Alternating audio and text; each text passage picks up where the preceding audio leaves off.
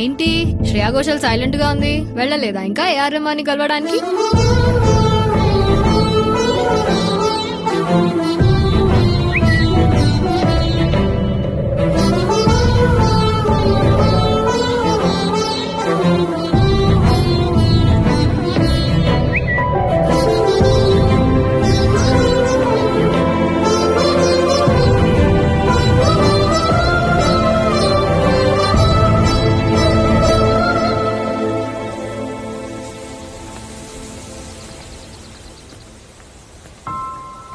ఏమని మహా నీకు కాసేపు వస్తానంటావు, కాసేపు రానంటావు, ఎందుకంత కన్ఫ్యూజను?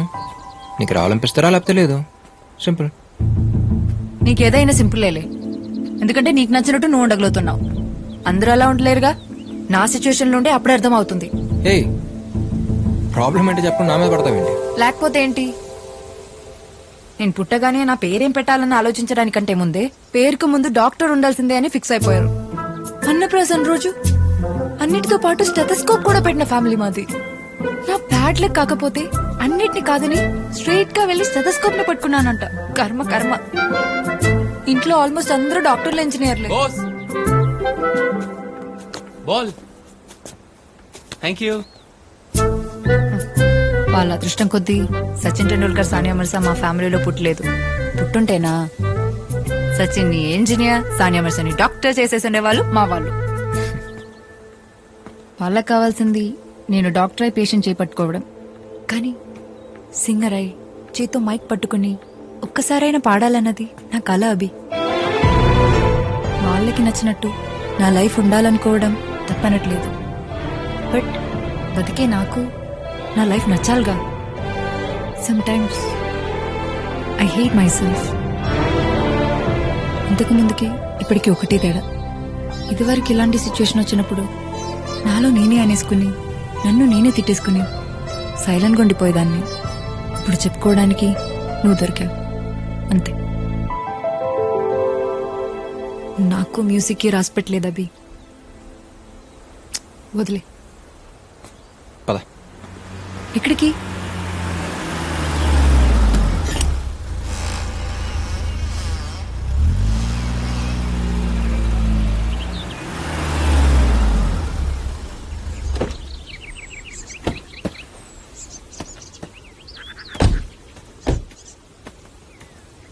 అభి, నిన్నే ఎక్కడికి తీసుకొచ్చావు?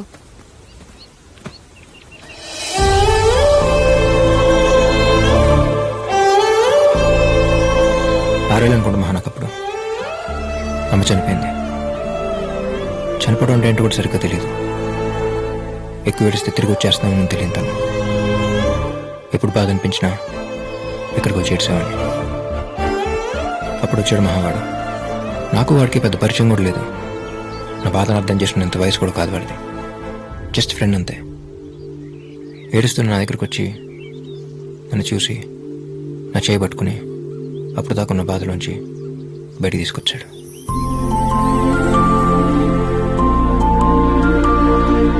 లైఫ్లో ఇంకా బయటపడలేనేమో అనుకున్నాను. అంత సింపుల్గా బయటపడతాను అనుకోలేదు. ఆ తర్వాత ఆ సిచ్యువేషన్తో కంపేర్ చేస్తే ఏదైనా సింపుల్గానే అనిపిస్తుంది. నీ విషయంలో కూడా అంతే. డాక్టర్ అంటే 24 గంటలు హాస్పిటల్లో ఉండక్కర్లేదుగా. రోజుకి 8 hours అంతే. నీకు నచ్చినట్టు నువ్వు ఉండు. Lifes all about balancing Maha. అవును, ఇందాకేమన్నావు? ఐ హేట్ మై సెల్ఫా? మనమే మనల్ని ప్రేమించలేనప్పుడు ఈ ప్రపంచంలో ఎవరు మనల్ని ప్రేమించరు మహా. అయినా ఛాన్స్ వచ్చినంత మాత్రాన్ని అందరూ సచిన్లు, సానియాలు అయిపోరుగా. ఒకసారి పాడతానే కదా తెలిసేది మంది వాయిసా నాయిసా అని. నాయిసా? ఏమనుకుంటున్నావు నువ్వు? బాత్రూమ్ లో నేను పాడేటప్పుడు వచ్చి ఏంటే తెలుస్తుంది నా టాలెంట్ ఏంటో. నీ టాలెంట్ తెలియడం కోసం మరి బాత్రూమ్ దాకా వస్తే బాగుంటుందమ్మా.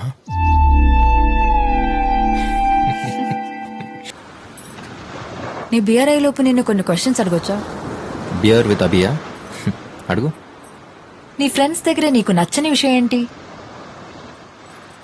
వాళ్ళందరూ తాగేసి నేను మాత్రం తాగకుండా వాళ్ళ టార్చర్ నేను భరించడం. మరి నచ్చింది? నేను మాత్రం తాగేసి వాళ్ళెవ్వరూ తాగకుండా నా టార్చర్ వాళ్ళు భరించడం.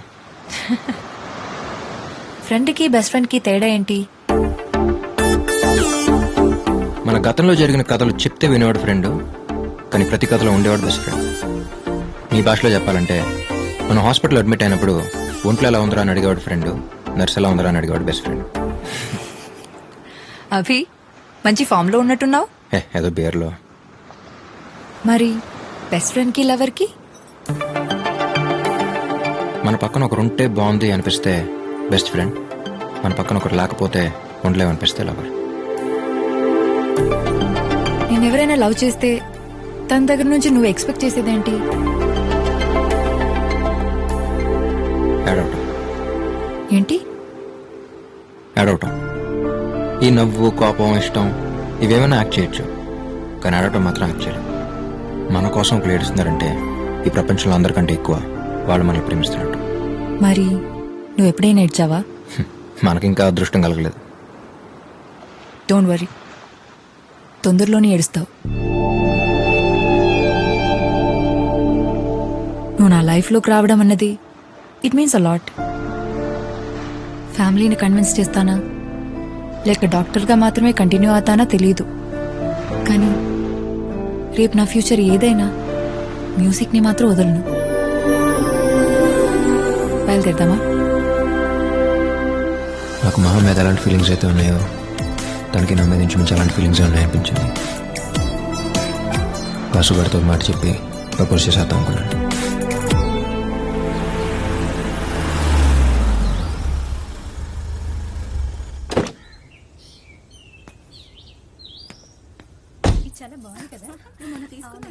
రాబి, ఏ వాడొస్తేనే కానీ ఇంటికి దారి కనబడదా నీకు? ఎక్కడ మాడు? Thanks Ramya. Hi Abhi. Hi uncle. Hi. రే రే, ఏంట్రా సడన్ గా చెప్తే స్టేషన్కి వచ్చేవాడుగా. ప్రాజెక్ట్ ముందే అయిపోయింది బాబాయ్, అనుకోకుండా బయలుదేరొచ్చా.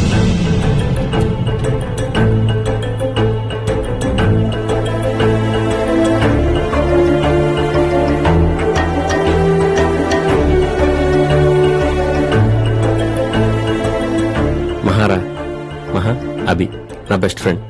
వాసు, మామయ్య బయలుదేరుతున్నారా? ఒకసారి రా. బయలుదేరా.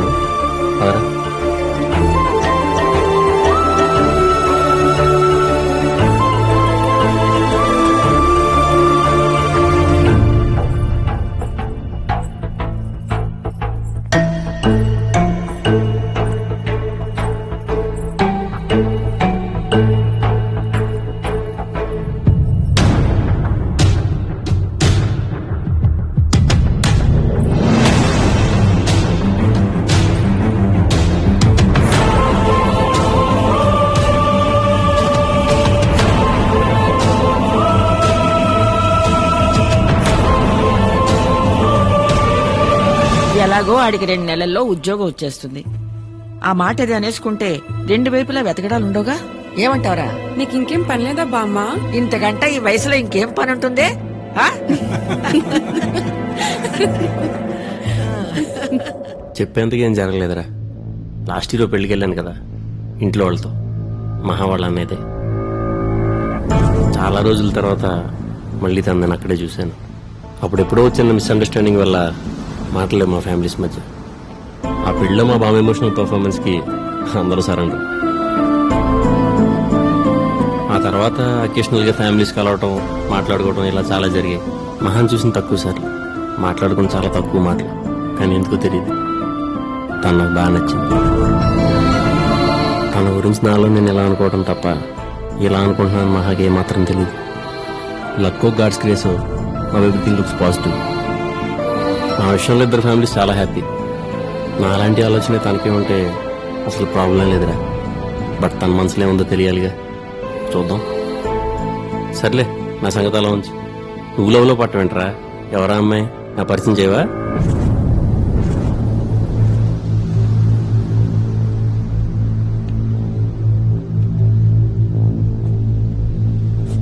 ప్రొద్దున పరిచయం చేశా కుదరా.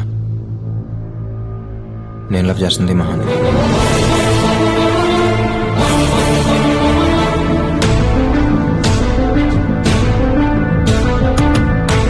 రే, నువ్వు మహాన్ లవ్ చేస్తున్నావు తెలియగానే నేను సైలెంట్ అయిపోయి సైడ్ అయిపోయి ఒక డ్రామా క్రియేట్ చేసి ఇలా యాక్ట్ చేయడం నా వల్ల కాదురా.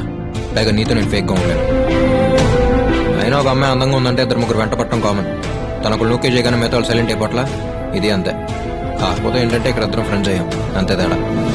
అంటే తనంటే ఇష్టం అని మహాతో చెప్పేసేవా?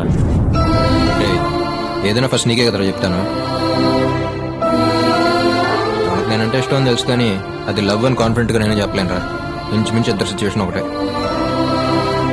తన మనసులో ఏముందో తెలియాలంటే ముందు మన మనసులో ఏముందో తనకు తెలియాలి. అయితే ఇప్పుడు ఏం చేద్దాం? చెప్పేద్దాం.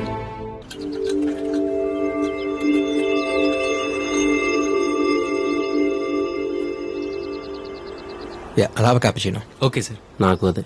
Okay. 1 cold coffee with whipped cream, ice blended, not crushed. Okay ma'am. వెళ్ళేంత వరకు డాడీ మమ్మీలు ఇద్దరు నీ గురించే మాట్లాడుకున్నారు. తెలుసా ఆ రోజు వాడికి మంచి ఫ్యూచర్ ఉంది, నాకు తెలుసు వాడు పర్ఫెక్ట్ అని. అలా ట్రాన్స్లోకి వెళ్ళిపోయారు. They are so happy for you Asu. అసలు అనుకోలేదు మీరిద్దరు ఫ్రెండ్స్ అయి ఉంటారని. It's a small world. అవును, ఏంటి సడన్ గా కలవాలన్నారు?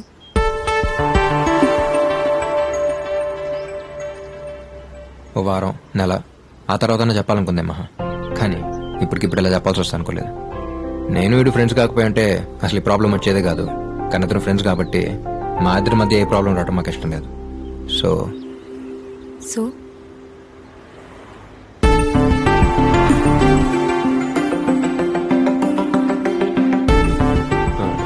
ఏంట్రా ఇప్పుడు నేను పక్కన రే,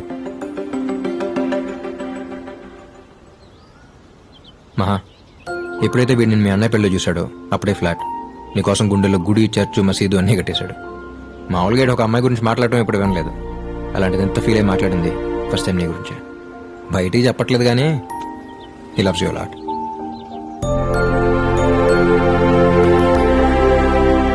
ఇప్పుడన్నా చెప్పరా? నాకు నీ మీద ఉన్న ఫీలింగ్కి లవ్ అనే మాట కరెక్ట్ కదా తెలియదు మహా. ఎందుకంటే నాకు సంబంధించినంత వరకు it's more than that. Love అంటే కొద్ది రోజులు కలిసి ట్రావెల్ అయ్యి ఒకరినొకరిని అర్థం చేసుకుని కలిసి బతికితే బాగుంటుందా లేదా అని ఆలోచించి తీసుకునే ఒక డెసిషన్. నిన్ను చూసి నెక్స్ట్ మినిట్ డిసైడ్ అయిపోయిన మహా, ఇక ఆలోచించక్కర్లేదని.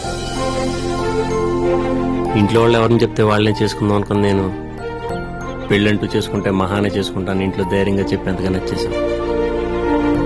బట్ నీ ఇష్టం ఏంటో తెలియకుండా నా ఇష్టం నువ్వని చెప్పడం నీ ఫీలింగ్స్కి రెస్పెక్ట్ అన్నట్టే. అందుకే అయిపోయాను మహా. నువ్వు కాదంటే ఏమవుతానో తెలియదు కానీ అవునంటే మాత్రం నాకంటే హ్యాపీగా ఇంకెవరు ఉండలేరు మా. వాటమ్మా వాసు, వాట్ చూసమ్మా? ఏదో ఫ్లోలో నీ గురించి అలా ఫీల్ అయ్యాను కానీ వీళ్ళు ఎంత ఫీలింగ్ ఉందని నిజంగా నేను అనుకోలేదు మహా.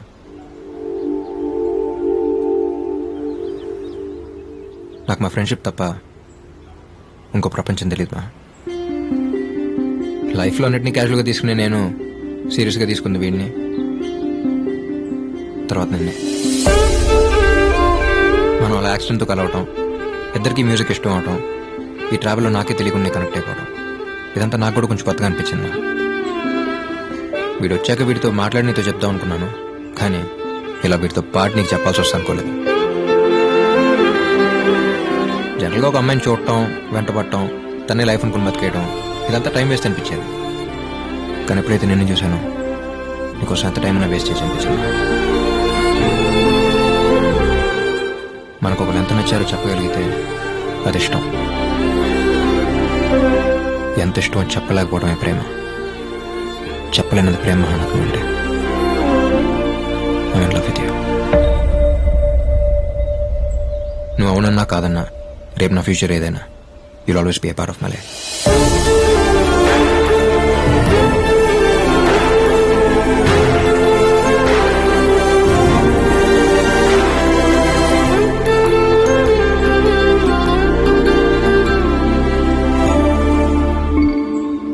మహా, మేము చెప్పాం కదా, నువ్వు వెంటనే ఏం చెప్పక్కర్లేదు. Take your own time. నీకు ఎప్పుడు చెప్పాలనిపిస్తే అప్పుడే చెప్పు. నీ అంతటి నువ్వు చెప్పేంత వరకు ఈ టాపిక్ గురించి నీతో అసలు డిస్కస్ చేయం. ఏంట్రా వాసు, మంచి ఫామ్ లో ఉన్నా? ఊరుకోరా. అది కదరా ప్రిపేర్ వచ్చావేంటి? లేదు బాబాయ్, ముందు చెప్పండి, నేను ప్రిపేర్ అయ్యండిగా.